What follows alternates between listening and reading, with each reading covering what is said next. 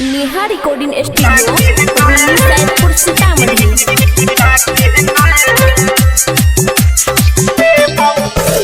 ओइले हलेट कराई के बेट अभी बजल बढ़ी बात छौड़ी हिला के ना। ओइले हलेट कराई के बेट अभी बजल बढ़ी बात छौड़ी हिला के ना।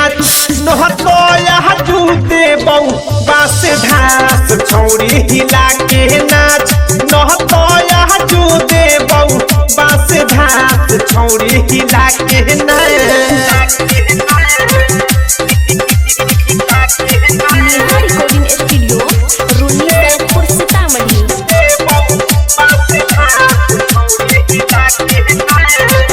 छुअला पछम कत बाहरी ले जो हई न मोहरी। देखी देखी पागल भैनी गोरा तो हट गहरी। छुअला पछम कत बाहरी ले जो हई न मोहरी। देखी देखी पागल भैनी गोरा तो हट गहरी।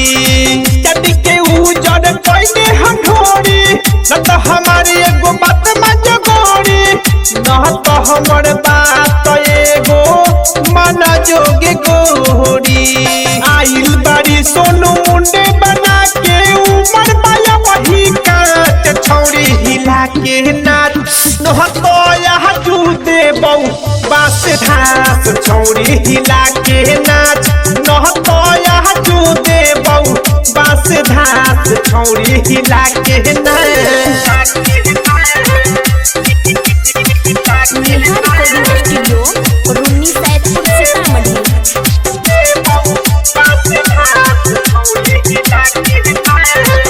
साझही से बानी तुहरा आगे पीछे कोइले।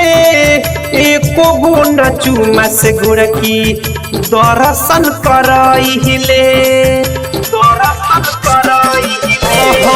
साझही से बानी तुहरा आगे पीछे कोइले। एको गुण चुमा से गुड़की दर्शन करइले। गुड्डू बाबू के चल रंगदारी चुमल ही तोहे धके अकवारी। चुमल ही तोहके धके अकवारी। राइटर सोनू सरगम बिहारी कोरी तुहरे अब जात छौड़ी हिला के नाच। नहतो यह जूते बहु बास घास छौड़ी हिला के नाच। नहतो यह जूते बहु बास घास छौड़ी हिला के नाच। अइले हलेट कराई के बेट अभी बजल बढ़ी बात छौड़ी हिला के नाच। नहतो यह जूते बहु बास घास छौड़ी हिला के नाच। नहतो यह जूते बहु बास घास छौड़ी हिला के